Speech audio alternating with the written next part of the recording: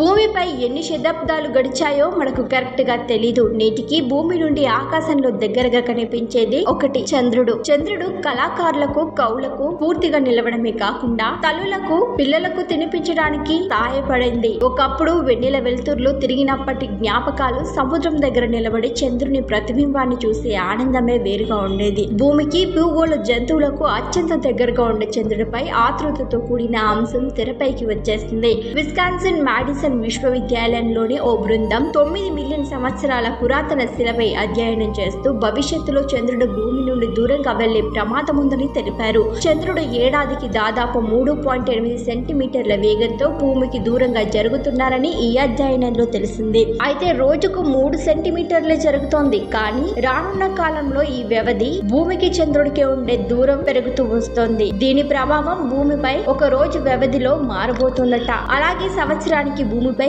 ఒక్కరోజు పొడవు పెరుగుతూ వస్తుందట. చివరగా 200 మిలియన్ సంవత్సరాల తర్వాత భూమిపై ఒక్క రోజు నిడివి 24 గంటలకు బదులుగా 20 గంటలు అవ్వబోతుందట. అయితే ఇప్పటి వరకు 1.4 బిలియన్ సంవత్సరాల క్రితం భూమిపై ఒక రోజు నిడివి 18 గంటలు ఉండేదని ఈ అధ్యయనం తెలిపింది. ఈ విషయాన్ని ప్రధానంగా భూమి ఇంకా చంద్రుని మధ్య గురుత్వాకర్షణ పరస్పర చర్యలకు, ప్రత్యేకించి 2 గ్రహాలు ప్రయోగించే అలల బలాలు, చంద్రుడు దూరంగా కదులుతున్నప్పుడు భూమి తిరిగే ఫిగర్ స్కేటర్ లాగా ఉంటుంది. పైన మార్పులు చంద్రుడు భూమికి దూరంగా జరుగుతూ ఉన్న కొద్దీ సంభవిస్తూ ఉంటాయని శాస్త్రవేత్తలు తెలుపుతున్నారు. మరిన్ని ట్రెండింగ్ వీడియోల కోసం న్యూస్ 18 తెలుగు యూట్యూబ్ ఛానల్ ను సబ్స్క్రైబ్ చేసుకోండి.